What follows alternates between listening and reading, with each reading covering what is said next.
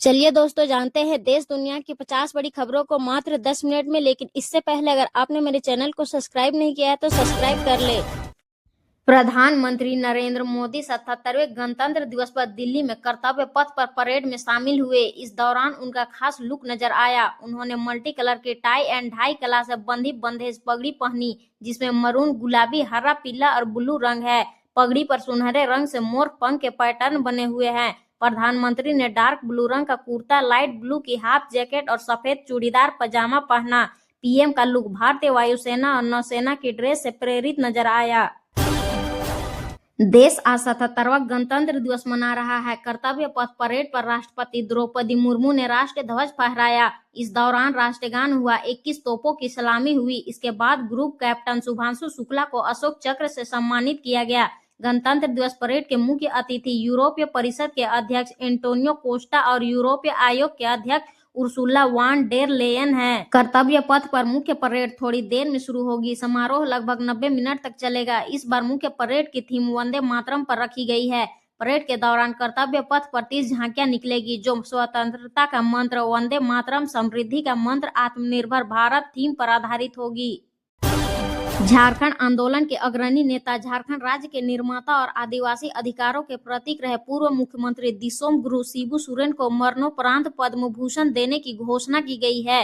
यह झारखंड के लिए ऐतिहासिक और गौरव का क्षण है। गणतंत्र दिवस की पूर्व संध्या पर रविवार को जारी पद्म पुरस्कारों की सूची में उन्हें पद्म भूषण के लिए चुना है। इस वर्ष कुल 13 हस्तियों को पद्म भूषण से सम्मानित किया जाएगा। हाल ही में शिबू सोरेन को भारत रत्न देने की मांग भी उठी थी। झारखंड विधानसभा ने बीते सत्र में सर्वसम्मानित से प्रस्ताव पारित कर केंद्र सरकार को भेजा था। चीन के राष्ट्रपति शी जिनपिंग ने अपने सबसे करीबी दोस्त और चीन के सबसे ताकतवर जनरल झांग युक्सिया को पद से हटा दिया है। झांग चीन की सेंट्रल मिलिट्री कमीशन यानी सीएमसी के वाइस चेयरमैन थे।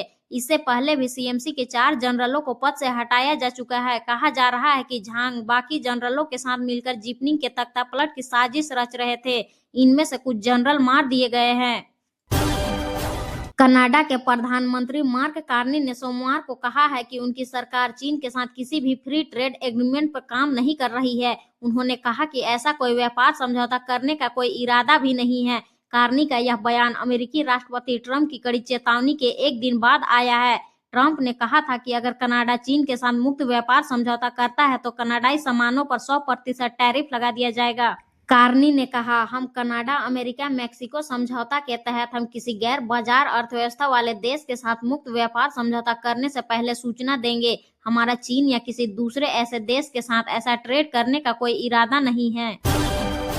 जापान के पांडा प्रेमियों के लिए यह हफ्ता भावुक करने वाला है। टोक्यो के उएनो चिड़ियाघर में मौजूद आखिरी 2 जुड़वा पांडा साओ साओ और लेई लेई 27 जनवरी को चीन लौट रहे हैं। इन पांडा पर चीन का मालिकाना हक है। रविवार को चिड़ियाघर में इन्हें आखिरी बार सार्वजनिक तौर पर दिखाया गया। हजारों लोग आखिरी बार पांडा देखने पहुंचे। चिड़ियाघर ने हर विजिटर को सिर्फ 1 मिनट का समय दिया था।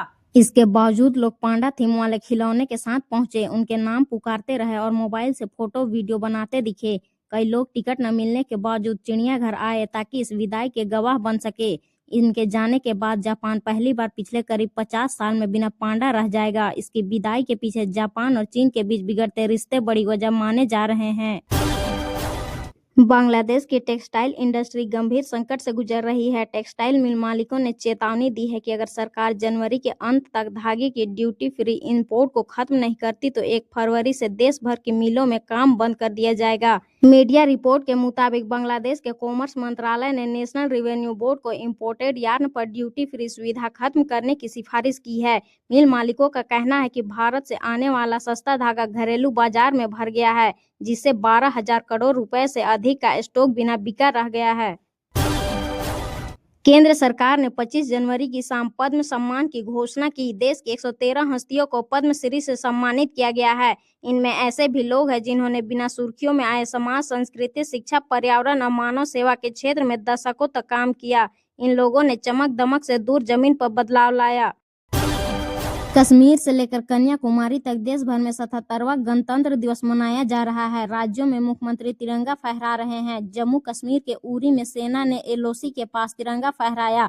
वही एक वीडियो सामने आया है जिसमें श्रीनगर के लाल चौक पर अहमदाबाद का एक युवक तिरंगे रंग में हाथ में तिरंगा लेकर पहुंचा। उसने हिंदुस्तान जिंदाबाद के नारे लगाए।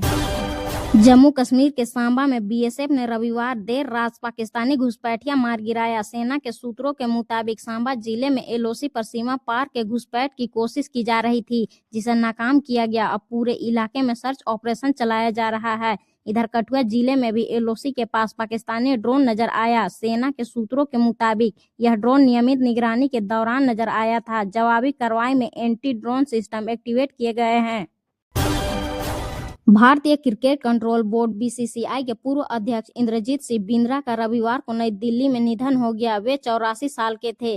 बिंद्रा केवल एक प्रशासक ही नहीं बल्कि भारतीय क्रिकेट के उस दौर के रणनीतिकार थे जब क्रिकेट की दुनिया पर इंग्लैंड और ऑस्ट्रेलिया का दबदबा हुआ करता था। उन्होंने न सिर्फ मोहाली को दुनिया के बेहतरीन क्रिकेट वेन्यू के रूप में पहचान दिलाई बल्कि भारत में वर्ल्ड कप लाने में भी बड़ी भूमिका निभाई। भारत ने न्यूजीलैंड के खिलाफ 154 रन का टारगेट 10 ओवर में ही हासिल कर लिया। रविवार को गुवाहाटी में अभिषेक शर्मा ने महज 14 गेंद पर 50 लगाई। बरसापारा स्टेडियम में पहले खेलते हुए न्यूजीलैंड 153 रन बना सका। भारत ने 2 विकेट खोकर टारगेट हासिल कर लिया।